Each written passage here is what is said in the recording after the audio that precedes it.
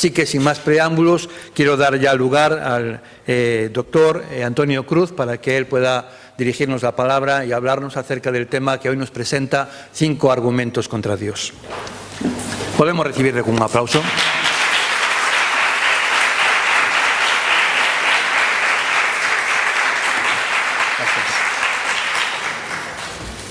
Muchas gracias, queridos hermanos. Es un privilegio, es un placer para mí y para mi esposa estar aquí con todos vosotros compartiendo algunos pensamientos, algunas ideas. Nosotros pensábamos que es la primera vez que venimos a Vigo y pensábamos que estaría lloviendo. Por lo menos eso es lo que nos habían dicho en El Hombre del Tiempo en Barcelona, que sí, que llovería. Pero estamos muy contentos porque no ha llovido hoy y hemos podido ver un poquito la ciudad. Nuestro hermano David muy amablemente nos ha acompañado y nos ha hecho sentir como en casa. Bien, 5 argumentos contra Dios.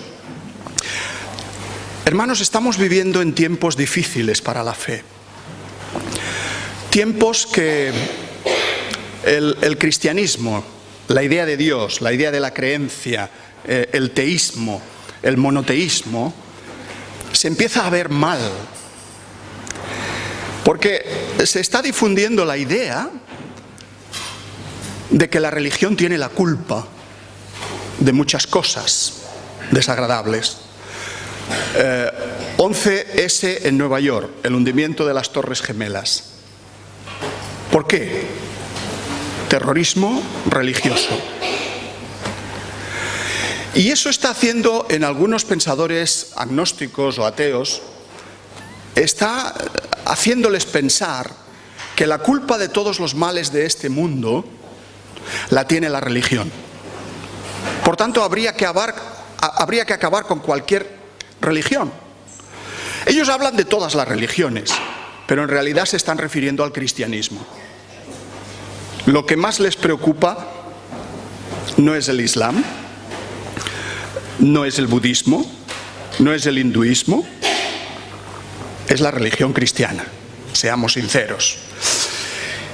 Claro, quizá eso a nosotros no nos afecte mucho en principio, pero a los jóvenes que están en la universidad, sobre todo los jóvenes cristianos que se han educado en iglesias evangélicas, están en la vanguardia del combate, porque muchos profesores cada día les están inculcando que Dios no existe y que el que necesita a Dios para vivir es un débil mental,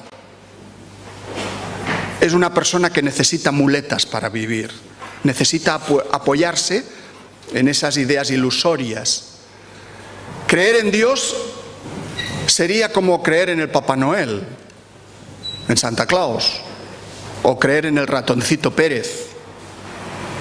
Eso lo dicen hoy algunos profesores. Claro que yo no he visto a ningún adulto que crea en el ratoncito Pérez ni en Santa Claus. ¿Por qué será? ¿Será porque son personajes imaginarios de ficción? En cambio, conozco a muchos adultos que creen en Dios. ¿Por qué será? ¿Será porque existe? Bien, pues un poquito de estas cosas os quería hablar en esta tarde. En todas las conferencias que solemos hacer de carácter apologético por diferentes países de América y en España, siempre salen algunos tópicos, algunas preguntas, algunas cuestiones. Y me gustaría empezar, si consigo... No lo consigo. Bueno, exacto, ahí. Si acaso vas cambiando tú cuando te parezca, porque veo que esto debe haber algún muro ahí que le impide la conexión. Esta palabra, necio, este versículo seguro que os suena. El salmista dice el necio en su corazón, no hay Dios. Lo que pasa es que no se está refiriendo exactamente, esta palabra necio, no se está refiriendo al ateo intelectual en que podríamos pensar nosotros hoy. una persona que no cree en la existencia de Dios, pero a nivel teórico. Porque puede haber personas que no crean en Dios, pero que sean honradas. Es decir, que lleven vidas honestas, que procuren vivir correctamente sin creer en Dios. De manera que para nosotros los cristianos, el ateo, el no creyente, no es un enemigo a derrotar. Y esto es algo que debemos ya de entrada asimilarlo. Debemos argumentar contra las ideas ateas, no rechazar a las personas que no creen en Dios. Porque muchos de nosotros pertenecíamos a ese ámbito de los que no creen en Dios, y llegó un momento que creímos. Se trata de criticar las ideas, no de juzgar a las personas. De hecho, la Biblia no suele contemplar casi nunca seriamente a alguien que diga que no hay Dios. La Biblia no contempla a los ateos, que hoy llamaríamos ateos integrales, intelectuales. El necio del salmista es más bien, más que el ateo intelectual, es el ateo práctico. Es la persona que vive como si Dios no existiera. No tanto que no crea que existe o no existe, sino como no cree que existe, pues no lo busca. Vive como si no existiera. ¿Y qué sería lo opuesto a necio en la Biblia? Sabio. Sabio, que es... ¿Quién es el sabio? El que teme a Dios. El sabio es el que teme a Dios y guarda sus mandamientos. El que se aparta del mal. Fijaos, esto queda claro en otro salmo. El malo, o el malvado, podríamos decir, por la altivez de su rostro, no busca a Dios. No hay Dios en ninguno de sus pensamientos. Es la persona que dice, bueno, Dios no me va a pedir cuentas. Por tanto, yo vivo mi vida como si Él no estuviera. Hoy hay mucha gente, bastante gente, en algunos sectores, que piensa mucho, pero Dios no está en ninguno de sus pensamientos. El filósofo Christopher Hitchens tiene un libro que titula Dios no es bueno, y refiriéndose a este salmo, dice el necio en su corazón no hay Dios, dice estas palabras son sin sentido, dice Hitchens. Claro, ¿qué va a decir una persona que no cree en la existencia de Dios si le llaman necio, verdad? Pues son palabras sin sentido. En ocasiones, cuando hablo del diseño que muestra la naturaleza y digo que el diseño que se observa en el mundo natural demuestra que hay una mente que ha pensado todas las cosas, una mente que ha planificado, una mente inteligente, algunos estudiantes, algunas personas me replican con estos 5 argumentos que vamos a analizar en esta tarde. El primero, ¿puedes pasar, por favor? Una de las cosas que se me dicen es esta: no tenemos experiencia de ninguna mente que exista fuera de un cuerpo humano, aquí en la Tierra. Por tanto, como mente sin cuerpo, Dios no existe. Dios no puede existir. ¿Entendéis esta pregunta? ¿Verdad? Una mente fuera de un cuerpo, como no tenemos experiencia en la Tierra de ver ninguna mente flotando por ahí, pues Dios como mente sin cuerpo tampoco puede existir. Bueno, fijaos en este argumento. Este argumento es como decir, por ejemplo, que fuera de la Tierra, fuera del planeta Tierra, no puede haber seres inteligentes. Porque todos los seres inteligentes que conocemos viven en la Tierra, están en la Tierra. Y por lo tanto, no puede haber seres inteligentes fuera de la Tierra. Puede que haya seres extraterrestres inteligentes o puede que no los haya. No lo sabemos. De hecho, la ciencia no ha dicho nada al respecto. La ciencia no ha demostrado nada. Hay gente que cree en su existencia y hay gente que no cree, pero la ciencia no ha demostrado nada en ese sentido. Puede que haya o puede que no haya. Pero, de cualquier manera, ese argumento no es un argumento que parezca muy lógico. Negar la posibilidad de la existencia de inteligencia extraterrestre en algún rincón del universo, porque no tenemos constancia de ello ahora aquí en la Tierra, se parece mucho a ese otro argumento de decir, es como negar la existencia de Dios porque nadie le ha visto jamás. Hay ahí un cierto parecido. Pero eso, desde el punto de vista filosófico, es un argumento muy pobre. Es un argumento muy débil. Porque Dios puede existir aunque ningún ser humano le haya visto jamás. Le haya visto directamente, con los ojos. Por otro lado, también tendríamos que decir que si Dios estuviera limitado a un cuerpo físico,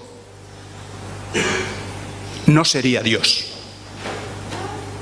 Porque Dios no tiene límites. Dios puede manifestarse como quiera. Dios puede manifestarse a través de las personas, pero Dios no puede limitarse a un cuerpo físico. Como dice el evangelista Juan, Dios es espíritu, y los que le adoran en espíritu y en verdad es necesario que le adoren. Dios puede existir aunque ningún ser humano le haya visto directamente. Y esto es lo que podríamos responder cuando se nos formulan esas preguntas desde la sola razón, desde la razón, no mediante argumentos bíblicos, porque hermanos, la Biblia es muy importante para nosotros, fundamental, decisiva, pero la Biblia para un no creyente no sirve de argumento. Citarles versículos de la Biblia para convencerles de que están en un error en su postura ateísta, no les sirve de nada a una persona que considera que la Biblia es una colección de libros inventadas por los hombres en diferentes épocas.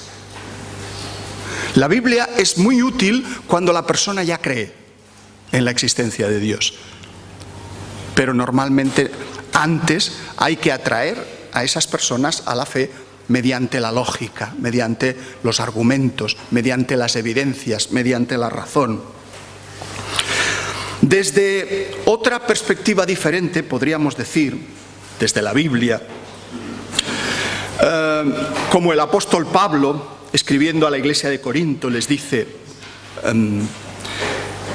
pero el hombre natural no percibe las cosas que son del Espíritu de Dios, porque para él son locura y no las puede entender, porque se han de discernir espiritualmente. En cambio, el espiritual juzga todas las cosas, pero él no es juzgado de nadie, porque ¿quién conoció la mente del Señor? ¿Quién le instruirá? Mas nosotros, dice Pablo, tenemos la mente de Cristo. Según Pablo, tanto la mente de Dios como la mente de Cristo existen independientemente de que nosotros creamos en ellas o no.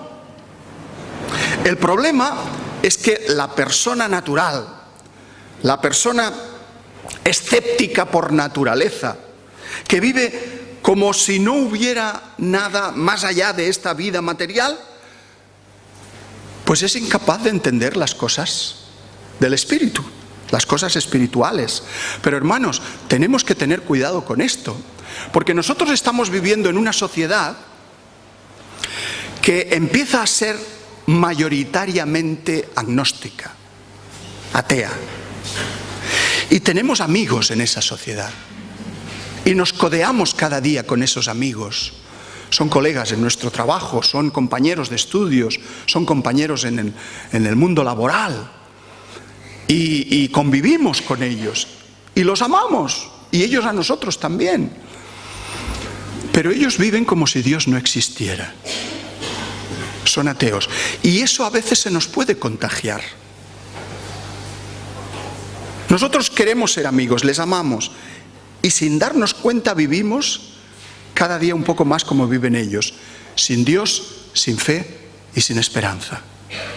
Tenemos que estar alerta frente a esta cuestión, porque es muy fácil llegar a involucrarse con las cosas del mundo, acostumbrarse a las ideas del mundo, a las actitudes de la gente de la calle e ir poco a poco borrando la dimensión trascendente de nuestra vida, de nuestra existencia. Por tanto, debemos pedirle a Dios que nos dé la mente del Señor, la mente de Cristo, porque solo cuando Él vive dentro de nosotros estamos preparados para replicar, para responder con nuestra actitud, con nuestras palabras, para defendernos de las cosas materiales, de las dudas, del escepticismo.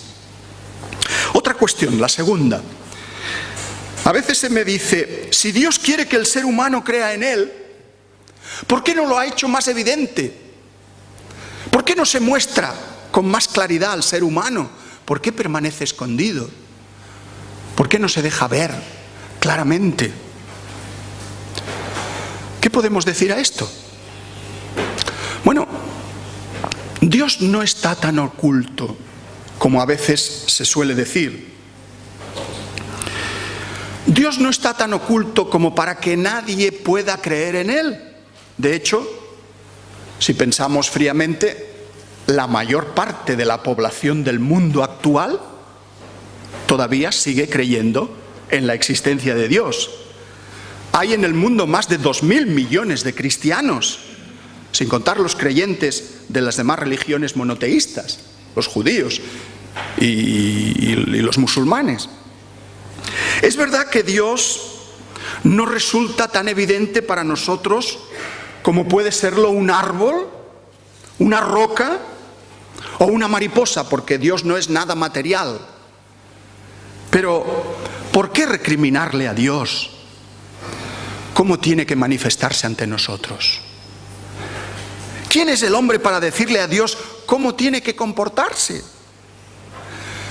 Dios puede tener alguna buena razón para permanecer oculto de la manera en que lo hace. Aunque yo creo que Dios no está tan oculto como se dice. Por ejemplo, el apóstol Pablo decía que las cosas invisibles de Dios, como su eterno poder y deidad, se hacen claramente visibles por medio de las cosas hechas. Precisamente lo que dice hoy el movimiento del diseño inteligente es que la ciencia humana actual, la ciencia creada por el hombre, ha llegado a una frontera, ha llegado a un límite que no puede traspasar. Y lo que se vislumbra más allá de ese límite, más allá de esa frontera, más allá de la estructura íntima de la materia, más allá de la estructura del ADN, el famoso ácido desoxirribonucleico, más allá del ARN, más allá de las proteínas, más allá del fundamento de las leyes que rigen el universo, es información, complejidad, planificación, inteligencia. Esto es lo que hoy, queridos hermanos, está descubriendo la ciencia. Y esto era lo último que cabría esperar, según los planteamientos naturalistas de la ciencia durante todo el siglo XX y durante principios del siglo XXI. Pensad que durante todo el siglo XIX se pensó que el mundo era eterno. ¿Os acordáis de aquella frase que se nos explicaba en la escuela? La energía ni se crea ni se destruye, solo se transforma. Por lo tanto, Dios no ha podido crear la energía porque no se crea ni se destruye, solo se transforma. Y luego vino Einstein y dijo que la energía era como la masa y estaba relacionada con la velocidad de la luz en su famosa teoría de la relatividad. Pues todo lo que se creyó durante muchos años, desde el punto de vista de los científicos de la época, de que el mundo no había sido creado, de que el mundo era eterno, que la materia había existido siempre, resulta que viene un científico, Georges Lemaitre, y dice: yo creo que hubo una gran explosión y ahí apareció todo. Esa es la teoría, la famosa teoría del Big Bang, de la gran explosión. Hoy esa teoría es aceptada por el 99% de los científicos. Hay algún escéptico que todavía duda de ella, pero actualmente la ciencia acepta que el mundo fue creado. Lo más opuesto a lo que cabría esperar. ¿Y esto qué nos enseña? ¿Qué nos dice? Pues nos viene a decir que la ciencia humana es provisional. Está cambiando constantemente. Lo que hoy se acepta como verdadero puede que dentro de 100 años se enseñe que era erróneo, que estaba equivocado, porque así es el ser humano. Aprende de sus errores. De manera que hoy la ciencia está diciendo: no hay solo materia. La materia no es eterna, si tuvo un primer momento de creación, y cuando hurgamos en el corazón de las células, en el núcleo, en el ADN, en los genes, en los cromosomas, vemos inteligencia, vemos diseño. Hay cosas que no se han podido formar por azar, por casualidad. Quizá la evolución las ha hecho, según la teoría de la evolución de Carlos Darwin, pero desde luego una evolución materialista, una evolución sin Dios, una evolución sin creador, no ha podido crear lo que hoy estamos observando. La evolución es ciega, no tiene inteligencia, no hace planos, no diseña. Y eso es lo que hoy nos dicen los nuevos ateos. Richard Dawkins, por ejemplo, que es un biólogo inglés, nos habla de ese tema. Y nos dice que todo se ha creado solo por casualidad, por azar. Dios no existe.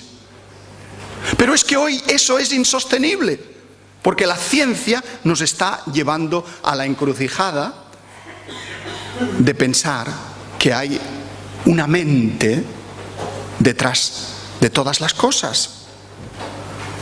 No, Dios no está tan oculto como pudiera parecer.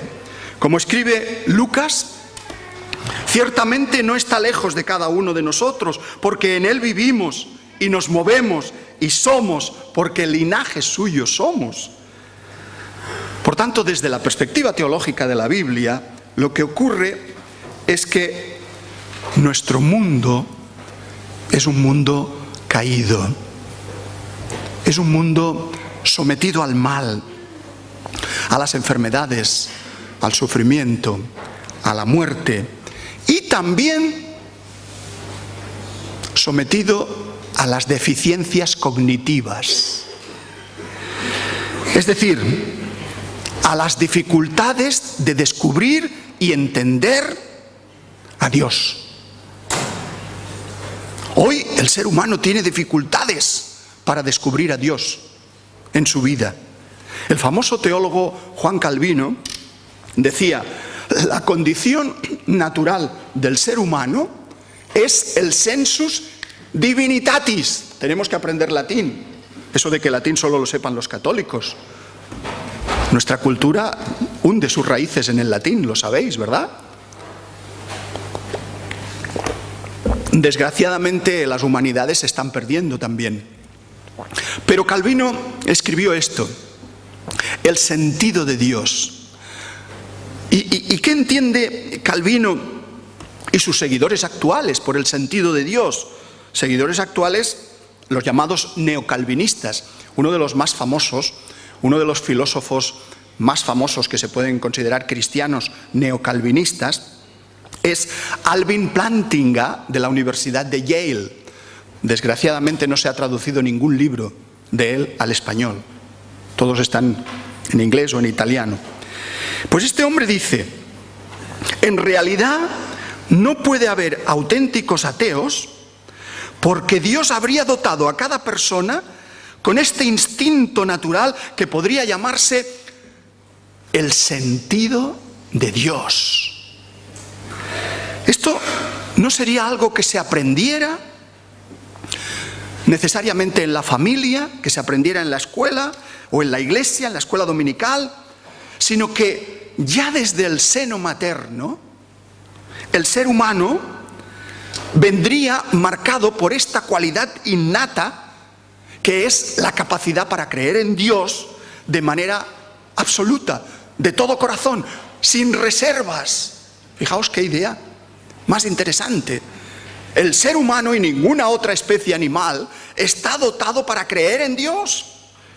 Hasta la neurofisiología o incluso la neuroteología reconoce que existen en el ser humano bases biológicas para la espiritualidad y la creencia en Dios.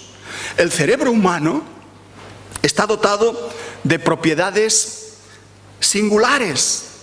Hay unas neuronas, una zona neuronal en el cerebro humano que no existe en el resto de los animales, que nos permite la espiritualidad, nos permite el desarrollo de la fe en Dios.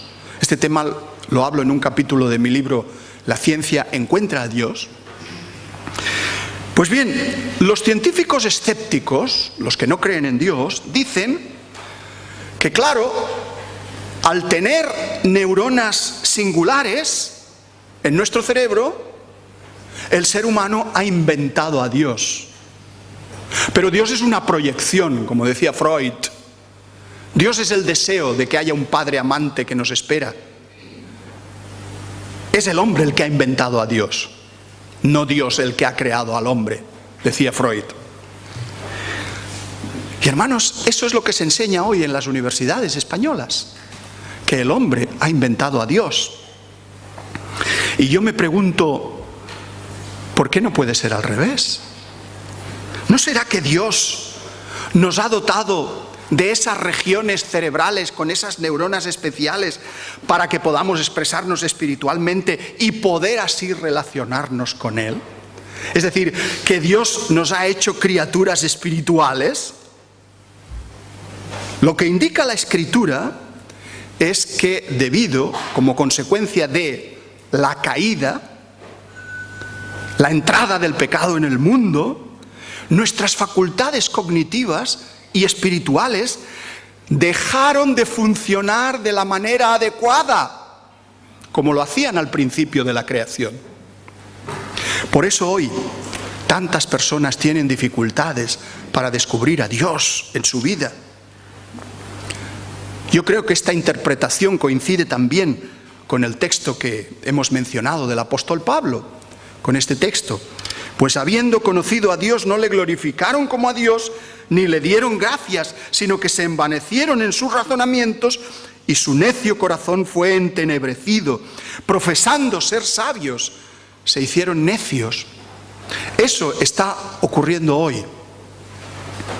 De manera que actualmente, para descubrir a Dios, tenemos que limpiar primero en las personas aquel sensus divinitatis, aquel sentido de Dios con el que fuimos creados, que se habría manchado, que se habría ocultado durante siglos de rebeldía humana, de apatía espiritual, de costumbres materialistas.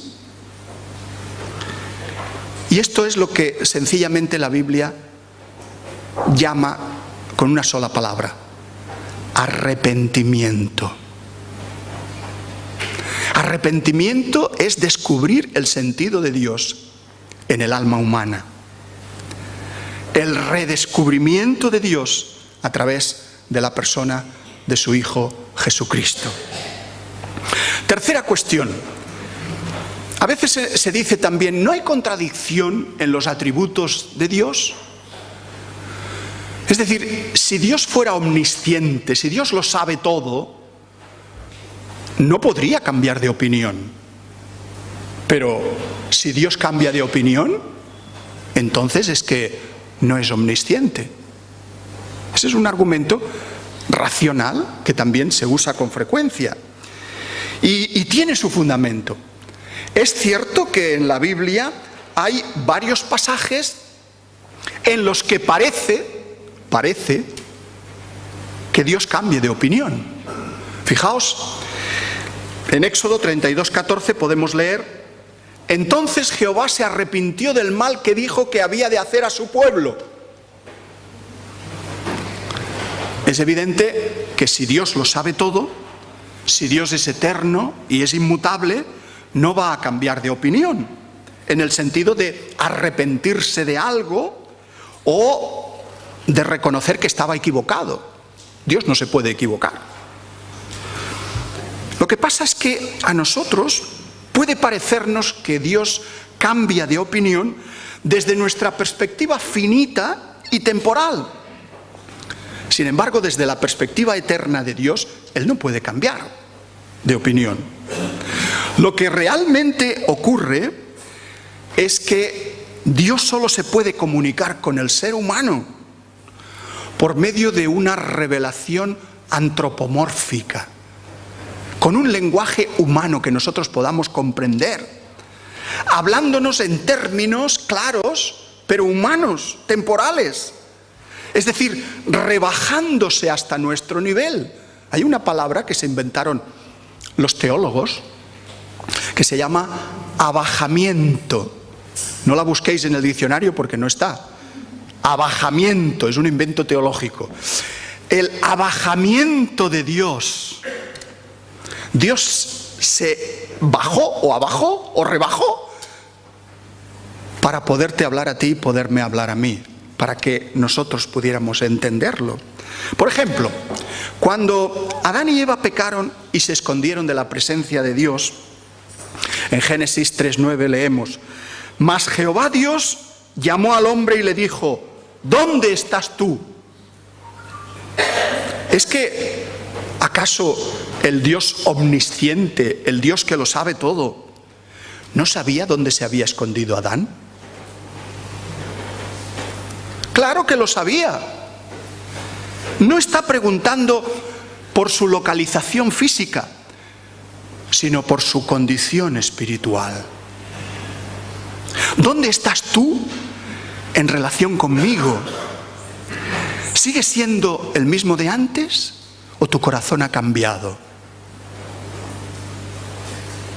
Incluso eso último también lo sabía Dios, porque como dice el salmista, Él conoce los secretos del corazón. Él sabía dónde estaba el ser humano. Dios sabía qué había dentro de su corazón y dentro de sus pensamientos, pero deseaba que fuera el propio hombre quien se diera cuenta de la trascendencia de lo que había hecho. Dios busca a Adán en el huerto de Edén, sabiendo que Adán ha pecado y sabiendo dónde se esconde. Pero lo explica a nuestra manera. Lo explica desde nuestra perspectiva humana, finita y espacial. De la misma manera, lo que a nosotros puede parecernos a primera vista un cambio de opinión o que Dios se arrepiente de sus intenciones previas, es solo lenguaje humano. Es una manera de decirlo. Es un lenguaje antropomórfico para que nosotros podamos entenderlo bien. Dios no se sorprende nunca de nuestras decisiones, porque las conoce desde la eternidad. Él sabe qué elección hará cada persona, y lo sabe desde antes de la fundación del mundo. En Jeremías 18:8, Dios dice también: pero si esos pueblos se convirtieren de su maldad contra la cual hablé, yo me arrepentiré. Vuelve a decir otra vez aquí Dios: yo me arrepentiré del mal que había pensado hacerles. Es una manera humana de hablar, puesto que Dios, repito, sabe desde el principio quién se arrepentirá y quién no. Él hace que todas las cosas contribuyan a sus planes eternos y a su voluntad suprema, en la cual no hay mudanzas ni hay sombra de variación. Santiago 1:17. A veces se dicen también tonterías como esta. ¿Puede Dios crear una piedra tan pesada que no pueda levantar? ¿No os han hecho nunca esta pregunta? Si Dios puede crear una piedra tan pesada que Él mismo no pueda levantar, ahí hay una contradicción, porque si no la puede crear no es Dios. Y si no la puede levantar tampoco es Dios. Dios, queridos amigos, no suele hacer cosas extrañas o contradictorias. Dios no suele hacer solteros casados o círculos cuadrados o piedras que no se pueden levantar. Dios no hace tonterías, por favor. Él puede hacer aquello que es lógicamente posible hacer, no lo que no lo es. Cuarta cuestión. Cuando se piensa en la inmensidad del universo, cuando se piensa en el incontable número de estrellas y de cúmulos de estrellas y de galaxias y de explosiones de supernovas, cuando se piensa en las explosiones de enanas blancas, que son unas estrellas que producen violentas explosiones, con un enorme derroche de materia y de energía, esto supone un gran gasto energético. Algunos científicos dicen, ¿no parece incomprensible semejante despilfarro de energía, de materia, de espacio, tan poco eficiente desde el punto de vista humano? Con la idea de un Dios que de todo el universo solo se interesa por un pequeño puntito, que es el planeta Tierra, y por una especie que es el ser humano. ¿Por qué un Dios sabio iba a permitir, dicen ellos, que el 80% del universo no fuese apto para la vida, como ha descubierto la cosmología? Porque nosotros vivimos en ese 20% restante del universo donde sí es posible la vida. Esta es una de las cuestiones que se formula con gran frecuencia. Bueno, yo creo que todo depende de qué concepto tengamos de Dios. ¿Cómo concebimos al creador del cosmos? Si pensamos que Dios es como un artista clásico, ¿os acordáis? Aquellos artistas de la época grecorromana que esculpían aquellas estatuas tan perfectas, tan realistas, en aquel mármol blanco de Carrara, el David de Miguel Ángel, el Discóbolo de Platón, el Discóbolo de Mirón, la Victoria de Samotracia, aquellas esculturas perfectas, perfectamente medidas, calibradas, calculadas al milímetro, o por ejemplo la arquitectura que construyó el Partenón de Atenas, esas cuidadosas pinturas que aparecen en el arte clásico del Renacimiento.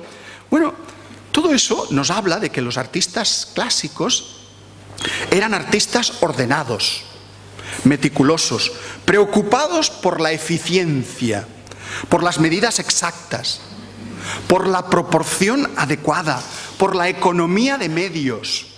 Pero, ¿por qué tendría Dios que ajustarse a esos ideales humanos?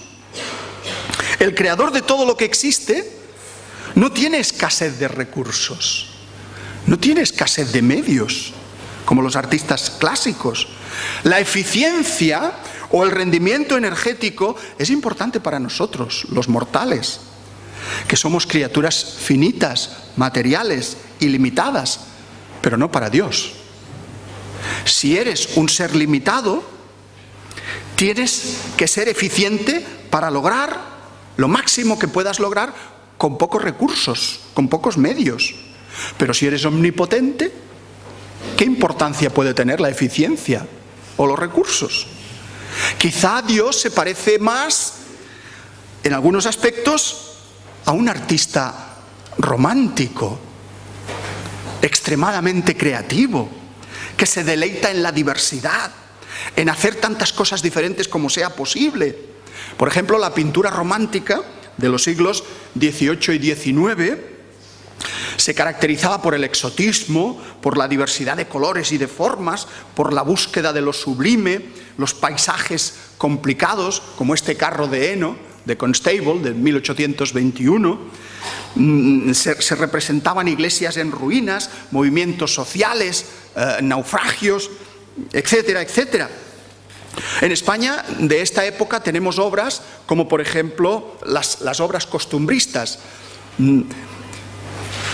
Los paisajes, los cuadros de costumbres en Andalucía.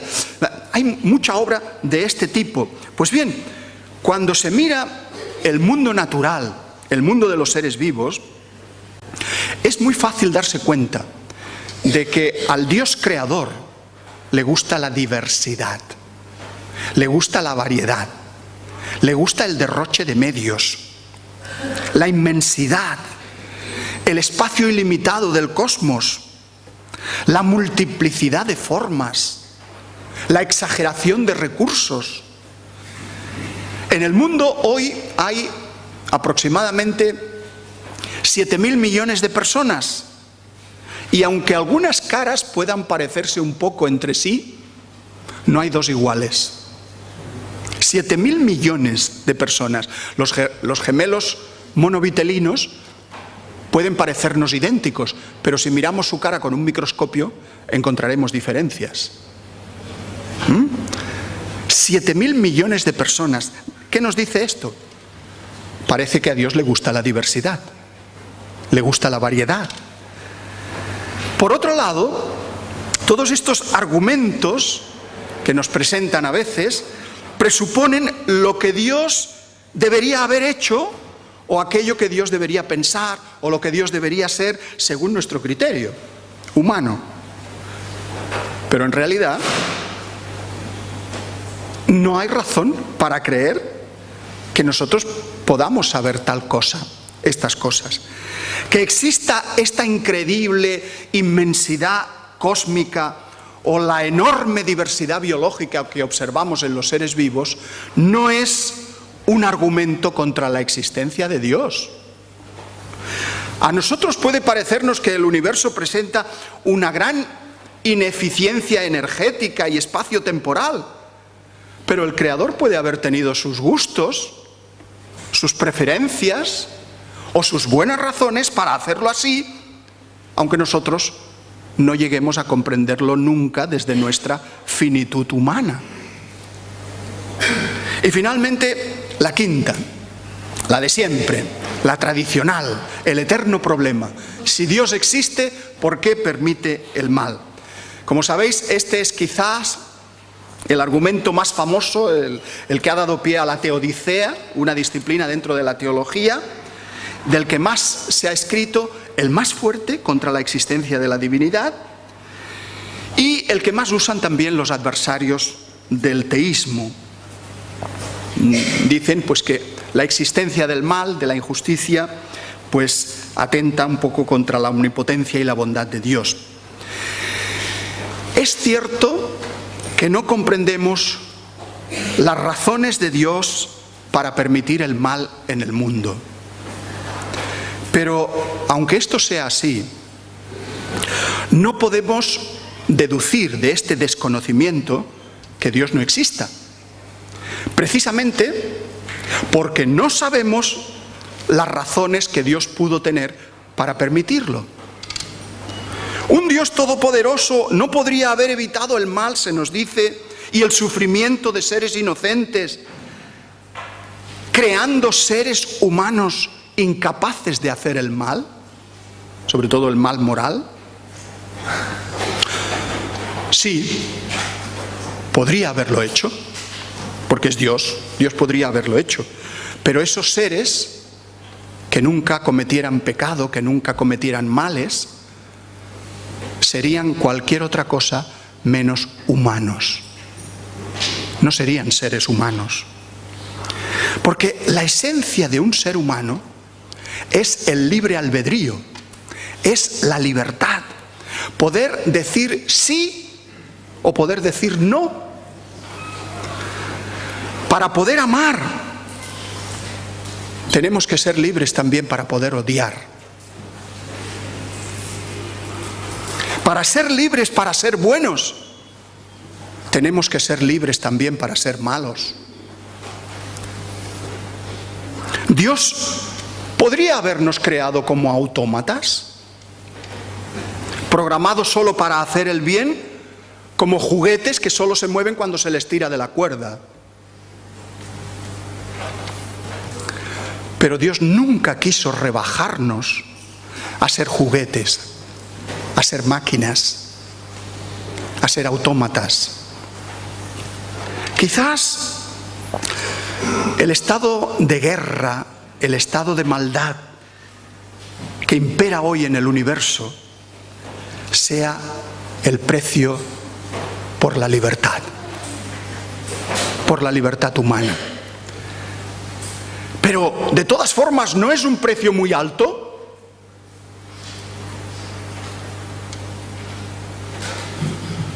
¿Qué hace Dios colgando en una cruz? ¿No es un precio muy alto? No es solo solidaridad con el sufrimiento humano, como se suele decir. Jesucristo en la cruz, Dios hecho hombre, muriendo por la humanidad, es la expiación de nuestro pecado, y cuando Dios le resucitó, ahí empezó la derrota del mal y de la muerte. Eso es lo que dice el cristianismo. Cristo en la cruz es la respuesta al problema del mal en el mundo. Este mal tiene los días contados. Por otro lado, cuando nos damos la vuelta y miramos a quienes nos formulan estas preguntas, curiosamente, quienes acusan a los creyentes de que nosotros no podemos explicar el problema del mal, tampoco ellos ofrecen una respuesta satisfactoria desde el materialismo. La explicación naturalista del mal, pues es que el mal se trata del resultado lógico de los procesos propios de la naturaleza. Desde esta perspectiva, pues claro, no podemos decir, por ejemplo, que matar al enemigo sea algo malo, porque así es como funciona la naturaleza. Las horribles masacres cometidas a lo largo de la historia por gente como Hitler, Stalin, Mao, Osama Bin Laden o cualquiera de los muchos villanos que ha tenido la historia, serían equiparables a la acción de los leones cuando devoran a las cebras, a las gacelas o a este facócero en la sabana africana. La hostilidad hacia los extraños, hacia los extranjeros, habría que entenderla, según dice Richard Dawkins, como el esfuerzo de los genes, de nuestros genes, por asegurarse su supervivencia. Y no habría nada perverso, nada antinatural en ello. Esto es lo que se nos dice. Sin embargo, hermanos, desde la fe cristiana, lo que hicieron todos estos dictadores asesinos fue algo profundamente perverso, profundamente horroroso, maligno. Fueron actos objetivamente malos y horribles. Fueron crímenes contra la humanidad.